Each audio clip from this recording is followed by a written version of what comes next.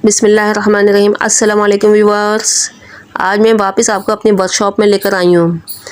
दरअसल वर्कशॉप में सारे मेरे ऐसे पौधे होते हैं जो बीमार होते हैं, सिक होते हैं या कुछ ना कुछ उसमें हो चुका होता है, वो मैं यहाँ ला के उनको ठीक करती हूँ। तो नर्सरी से पौधा लेकर आना और उसे उसको अपने घर में ला के रख देना कोई बहुत बड़ी बात नहीं है, लेकिन बड़ी बात ये इस वक्त होती है जब ये पौधा बीमार हो जाए और उसको बर वक्त इमदाद मिल जाए और वो सरवाइव कर जाए। तो जो मैंने पिछले वीडियोस में मैंने जो डाली थी उसमें हार्ट प्रूनिंग की गई थी, वो इसके रिज़ल्ट मैं आज आपको दिखाती हूँ। देखें, ये इंजीर का पौधा है। तो इसकी मैंने वीडियो भी आपको दिखाई थी, इंजीर का मरता हुआ पौधा। तो इसका डिस्क्रिप्शन बॉक्स में इसका लिंक दे दूँगी। तो ये देखें, इसकी स्प्राउटिंग शुरू हो चुकी है। जगह जगह से इसकी स्प्राउटिंग हो रही है। यहाँ से भी स्प्राउटिंग हो गई और इसकी दरअसल जड़ें ख़राब होना शुरू हो गई थी, जिसकी वजह से इसके पत्ते झड़ना शुरू हो गए थे। और जिस वक्त मैंने ये वीडियो डाली थी उसके लीव्स दो थे इसके ऊपर। तो अब इसकी देखें जड़ों ने दोबारा काम करना शुरू कर दिया और मैंने इसकी मिट्टी हल्की की थी, कम की थी और उस पर फंजीसाइड मिलाया था। दरअसल भारी हेवी रेंस की वजह से इसमें बहुत ज़्यादा पानी खड़ा हो गया था और जड़ों ने काम करना छोड़ दिया था और इसके लीव्स गिरना शुरू हो गए थे। मैंने इसकी मिट्टी कम की और उसके अंदर फंजीसाइड मिलाया तो दोबारा इसने स्प्राउटिंग शुरू कर दी जगह जगह से और मैंने अपने मरते हुए पौधे को बचा लिया। अब ये दूसरा पौधा है, इसकी भी मैंने हार्ट प्रूनिंग की थी और इसकी वीडियो मैंने आपके साथ शेयर की थी और इसकी हार्ट प्रूनिंग भी की थी। और एफिड्स का हमला बहुत ज़्यादा हो गया था, जिसकी वजह से ये पौधा सूखना शुरू हो गया था। इसके पत्ते सूखना शुरू हो गए थे। जब मैंने हटा के देखा इसके पत्तों के नीचे तो एफिड्स लगा हुआ था। तो मैंने हार्ट प्रूनिंग करना ही ज़्यादा बेहतर समझा और इसकी देखें नई स्प्राउटिंग शुरू हो गई है और जगह जगह से इसकी स्प्राउटिंग हो रही है। ये देखें, ये आपको ग्रीन कलर की स्प्राउटिंग दिख रही होगी।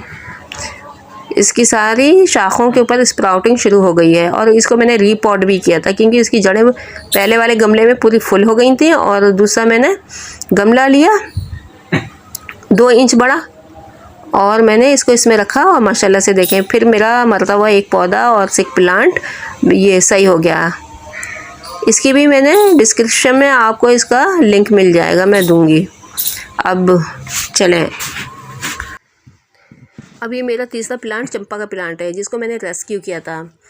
इसका भी वही मसला था कि पत्ते पीले होके झड़ना शुरू हो गए थे और इसका भी यही मसला था कि इसके अंदर बारिशों का बेतहाशा पानी गया और सूरज नहीं निकला। अगर सूरज निकलता रहता तो ये बारिशों का पानी खुश्क होता रहता, लेकिन मुसलसल सूरज ना निकलने की वजह से और मुसलसल बारिशें होने की वजह से इसकी 2 स्टिक थी वो दोनों ख़राब होना शुरू हो गई, पीले होके इसके पत्ते गिरना शुरू हो गए। हालांकि इसका ये ग्रोइंग सीज़न था। तो मैंने यहाँ से स्टिक काटी और 2 स्टिक काटी थी और एक यहाँ से स्टिक काटी थी। तो दोनों को मैंने ये दोनों स्टिक काट के हटा दी थी और नीचे से इसका गमला या प्लांटर खाली किया था और इसकी जड़ें देखी थी। इसकी जड़ें बहुत नाजुक हो रही थी और सड़ भी रही थी। वो मैंने सारी सड़ी हुई जड़ें हटा दी और इसके अंदर दूसरी मिट्टी रख के और फंजीसाइड डाल के फिर इसको महफूज किया। देखें, अब ये जो है ना, इसने 2 कॉम्प्लें निकालना शुरू की और माशाल्लाह ये सरवाइव कर गया। जितने भी बिगनर्स हैं उनको सबसे पहले कहीं से कटिंग्स लेकर पौधा लगाना चाहिए और बीजों से ग्रो करना चाहिए और पूरी अच्छी तरह से सारी बेसिक्स हैं वो घर के पौधों पर और बीजों से जो लगाए जाते हैं पौधे उनसे सीखना चाहिए। डायरेक्ट नर्सरी से पौधे लेकर ना आएँ। ये देखें, इस तरह से मैंने इसकी जड़ें ये जो स्टिक दोनों काटी थी वो इस तरह से मैंने लगाई थी दूसरे गमले में।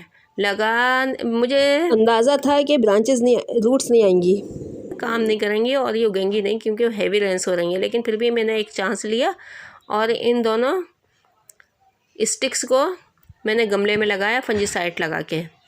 एक ये थी और एक दूसरी शाख थी, एक ये शाख थी, एक दूसरी शाख थी ये वाली। इसको मैंने मिट्टी में लेके और फंजीसाइड लगा के इसको रख दिया, लेकिन मुझे भी उम्मीद थी ये लगेंगी ही नहीं क्योंकि बहुत ज़्यादा हैवी रेंस है और 90% तक नमी है। 90% नमी में और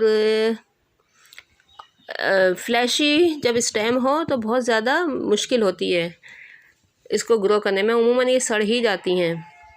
बाहर के मौसम में सकुलेंट प्लांट बहुत अच्छी तरह से ग्रो करते हैं, और जो हार्ड स्टिक्स होती हैं वो रेनी सीजन्स में बहुत अच्छा काम करती हैं और ग्रो कर जाती हैं। और जिस बात का मुझे डर था वही हुआ, ये दोनों स्टिक्स 2-2 महीने 1.5 महीने से जब बारिशें होंगी और सूरज नहीं निकलेगा तो क्या होगा, यही होगा। ये दोनों स्टिक्स मैंने पहले 5-6 दिन तक काट के फंजीसाइड लगा के एक तरफ डाल दी थी, और इसके ऊपर एक क्रस्ट सा आ गया था, एक खुरंड सा आ गया था। तो फिर मैंने इसको फंजीसाइड लगा के एक गमले में लगाया था। हर तरह की एहतियात के बावजूद ये दोनों स्टिक्स नहीं लग पाई और दोनों ख़राब हो गई। स्टिक जब भी लगाएं तो ह्यूमिडिटी देख के लगाएं, टेम्परेचर देख के लगाएं, और हमेशा हेल्दी प्लांट से लगाएं, वरना ये कटिंग्स कामयाब नहीं होती। अभी देखें एक फिलोडेंड्रॉन जो मैंने पहले पानी में इसकी कटिंग लगाई थी, फिर उसके बाद मैंने सॉइल में इसकी कटिंग लगा दी थी। अब मैं इसका रिज़ल्ट आपको चेक करा देती हूँ। ये पत्ता पानी में निकला था, और ये जब सॉइल में मैंने लगाई थी, ये नीचे की तरफ पप्स दिख रहा है, ये नहीं, इसके नीचे एक और है, ये देखें इसकी बेहतरीन सी कटिंग लग चुकी है और सक्सेसफुली ग्रो कर रही है। और ये जो आप पत्ते देख रहे हैं वो अजवाइन के पत्ते हैं, सिंगल लीफ है, जो मैंने इसी में लगा दिए हैं। तो इनके ऊपर मत जाइएगा, आप इस कटिंग को देखिएगा फिलोडेंड्रॉन की। अगर मेरी सारी मेहनतें और काविशें आपको पसंद आई हैं और कुछ सीखने को मिला है तो मेरे चैनल को सब्सक्राइब करें, लाइक करें, शेयर करें, कमेंट्स भी करें। अल्लाह हाफिज़।